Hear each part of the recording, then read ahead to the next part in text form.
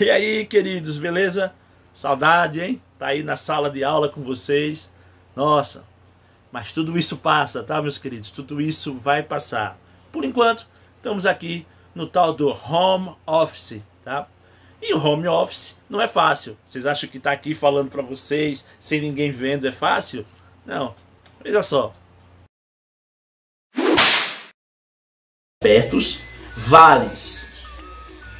Ai, droga.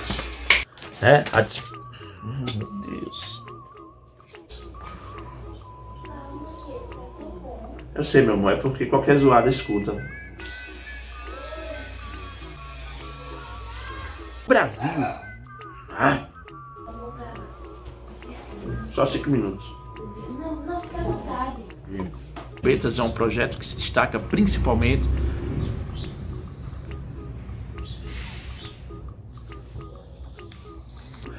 na faixa litorânea. Em 1980 ele teve 24%. É um aumento. Ao contrário do que... Ai, que... Ao contrário do que... Cala a boca! Pois é, gente. A gente se pega em cada situação, tá vendo? Bom, o tema da aula de hoje vai ser agricultura do Brasil. Meus queridos, falar sobre a agricultura do Brasil é a gente falar de um país que tem vocação agrícola. Essa é uma das grandes características nossas, é uma das grandes características do Brasil. Tá? Por mais que a gente seja considerado um país industrializado, e a gente é considerado um país industrializado porque o nosso PIB industrial, ou seja, o valor de tudo que a gente produz na indústria é maior do que o PIB agrícola, ou seja, é maior do que tudo aquilo que nós produzimos na agricultura, valores, tá? Não é volume. Em termos de volume, nós produzimos muito mais produtos agrícolas. Por isso é que nós somos um país de vocação agrícola, apesar de sermos considerados um país industrializado. Quando a gente fala em agricultura do Brasil, o Brasil é um país extremamente privilegiado, privilegiadíssimo, gente. Por quê? Porque nós somos um país que nós temos uma área agrícola invejável. Só para vocês terem ideia, o nosso território tem 8,5 milhões de quilômetros quadrados. 50% desse território é agrícola, é de área agrícola. E mais, está se expandindo, ou seja, hoje bem mais de 50% do nosso território já é de área agrícola. Sabe o que isso quer dizer? Nós temos 4,2 milhões de quilômetros quadrados de área agrícola. 4,2 milhões de quilômetros quadrados, para vocês terem ideia, é um território ou é uma área maior do que todo o território da Índia. Ou seja, só a nossa área agrícola é maior que a Índia, o quarto maior produtor de alimentos do mundo. Ou seja, se a nossa área agrícola fosse um país, estaria com certeza entre os 10 maiores países do mundo. Que fantástico! Mas o privilégio não para por aí não, tá? Temos mais. Nós somos um país que estamos localizado no meio de placas tectônicas. Já sabem disso, né? Meio de placa tectônica quer dizer o quê? Estabilidade tectônica. E o fato de nós estarmos localizados numa área de meio de placa tectônica nos livra de vulcanismo, nos livra de abalos sísmicos causados pelo choque das placas tectônicas, nos livra de cadeias montanhosas. Ou seja, o relevo e a estrutura geológica são duas coisas que beneficiam demais a nossa agricultura. O relevo brasileiro é um relevo baixo. Isso favorece ao uso de máquinas, ao uso de insumos agrícolas. Então, ainda além da questão da terra, do tamanho da terra, nós ainda temos o quê? Nós ainda temos uma área extremamente estável, o que permite também e o que facilita demais a agricultura. Mas ainda, não para por aí. O Brasil é um país que favorece demais ao transporte. Seja ele rodoviário, que é o mais usado, ou seja ele o ferroviário, ou outros sistemas de transporte, como o fluvial, o marítimo. Então, consequentemente, isso também contribui muito para a nossa agricultura, para escoamento da produção, tanto para o mercado interno, quanto para o mercado externo. É outro grande benefício que nós temos. Ora, diante de tantas maravilhas, diante de tanta coisa boa, você deve estar dizendo bem assim, então o Brasil não tem problemas relacionados à questão agrícola. É aí que vocês se enganam. Bem, o primeiro tema que nós vamos falar está relacionado principalmente à questão da fronteira agrícola. O Brasil é um país que, desde a década de 50 do século passado, do século XX, vem tentando um processo de interiorização muito forte. A gente sabe que nós temos uma população altamente concentrada na faixa litorânea. E isso, de uma certa maneira, se tornou um grande problema para o país, porque o litoral extremamente povoado e o interior praticamente desértico, entre aspas. Então, consequentemente, era preciso iniciar um processo de povoamento da região interiorana do Brasil. Esse povoamento dá-se início lá na década de 50, a partir do centro-oeste. Depois, na década de 70, chegamos até a Amazônia. O que é que contribuiu tanto para que a gente expandisse a nossa fronteira agrícola? A agricultura, só pode, né? Falei tudo. Aliás, o mais além, a agropecuária. Na década de 50, nós tivemos um processo de interiorização do Brasil marcado principalmente pela questão das terras. Avanço, frentes pioneiras, foi assim que foi chamado. Cuidado, você vai dizer bem assim, Aldri, mas lá no século XVII, século XVIII, nós não tivemos a mineração? Sim, nós tivemos a mineração. Mas a mineração, ela não foi de povoamento, foi de exploração. As pessoas iam lá, exploravam o ouro e acabavam levando tudo isso para a metrópole para justamente distribuir a riqueza lá com Portugal, depois com Inglaterra e tudo mais. Então, consequentemente, nós não tínhamos uma postura de povoamento, era uma postura de exploração. Vamos lá, a gente explora e depois a gente vai embora.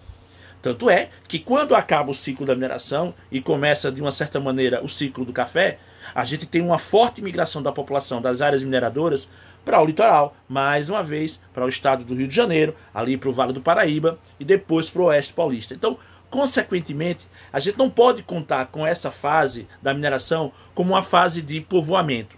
A gente tem que contar com uma fase de exploração. O povoamento mesmo vem na década de 50. E ele vem na década de 50 de que maneira? Através das chamadas frentes pioneiras. Ou seja, o governo, de uma certa forma, fazia com que, de uma maneira muito evidente, muito forte, o governo levava as pessoas para aquela região, justamente para que derrubassem o cerrado e fossem avançando sobre o centro-oeste com atividades econômicas extremamente lucrativas, como foi a chamada agropecuária. Pois bem, não resta dúvidas que isso trouxe resultados extraordinários para o Brasil. Por quê? Porque nós realmente avançamos para aquela região e tornamos aquela região do centro-oeste uma região de agropecuária extremamente forte. É importante que a gente saiba que, além de desmatar, nós tivemos que vencer um outro obstáculo na região centro-oeste, o solo. Lembrem-se, solos ácidos. Então, para que nós pudéssemos vencer a ideia dos solos ácidos, nós tivemos que adotar práticas como a calagem. E a calagem, sem dúvida nenhuma, foi responsável por fazer com que aqueles solos, que não eram solos naturalmente férteis, acabassem se tornando solos extremamente férteis. Claro, também não podemos esquecer a tecnologia. A tecnologia, além da calagem, foi muito importante no sentido de quê? De poder produzir determinados produtos que não eram adequados àquela região.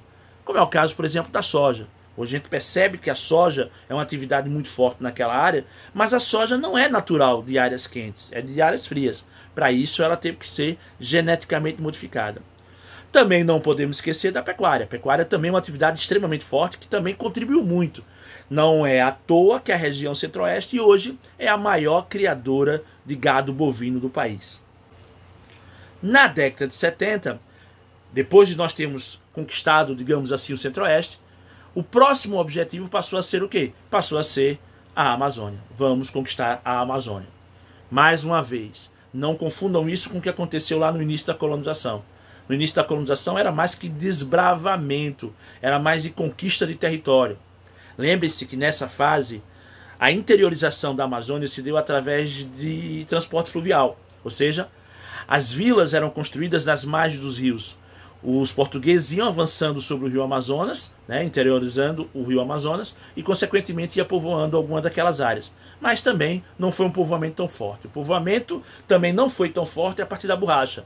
A borracha levou muita gente para lá, mas boa parte das pessoas que foram para lá acabaram voltando, tá certo, para o litoral. Por quê? Justamente porque eles só iam em busca de riqueza. Não. Povoamento mesmo, acontece a partir da década de 70. E é interessante, porque se o transporte fluvial avançou pela Amazônia no sentido leste-oeste, agora nós vamos ter um fluxo para a Amazônia no sentido norte-sul. ou seja, seguindo as rodovias. E foi justamente nas margens das rodovias que nós passamos a ter as grandes propriedades agrícolas, as grandes propriedades de gado. Então, consequentemente, foi essa que foi avançando sobre a região. É bom que a gente entenda que quando a gente fala de fronteira agrícola, a gente acaba confundindo isso com desmatamento. A gente está falando do Cerrado, um hotspot, ou seja, uma área extremamente devastada, uma área com grande variedade de ecossistema, de fauna e flora, altamente devastado. Um dos dois hotspots do Brasil, o outro é a Mata Atlântica. Mas nós também estamos falando de quê? De Amazônia. A Amazônia não é um hotspot ainda, porque a Amazônia é muito grande, então ainda tem 80% de área, 80% é um exagero, 70% de área ainda preservada. Mas a gente percebe, tá, que essa fronteira agrícola está se expandindo. Está se expandindo e agora com um fato grave. Pelo amor de Deus, não estou falando aqui de política, tá? Não é isso, ou de político algum.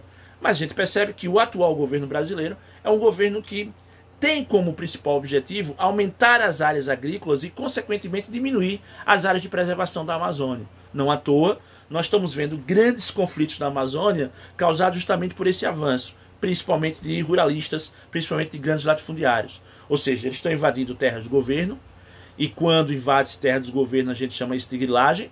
Estão invadindo terras indígenas e gerando cada vez mais conflitos com os índios. E além do mais também estão invadindo áreas de pequenos proprietários. Tá? Isso também se envolve dentro do contexto da grilagem. Consequentemente, nós temos mais desmatamento. Consequentemente, nós temos mais queimadas. Então, esse avanço que nós estamos tendo é um avanço, de uma certa maneira, com aval público, com aval do governo. E isso, consequentemente, vem trazendo grandes problemas na região amazônica, a nova fronteira agrícola do Brasil. Porque se a década de 1950 a fronteira agrícola brasileira estava ali na região centro-oeste, agora a fronteira agrícola já está na Amazônia e avançando cada vez mais. Começou ali na Amazônia, estado do Mato Grosso, Tocantins, e agora já está avançando para outros estados como Pará, como Rondônia, como Amazonas. Então a gente já está vendo isso muito forte naquela região.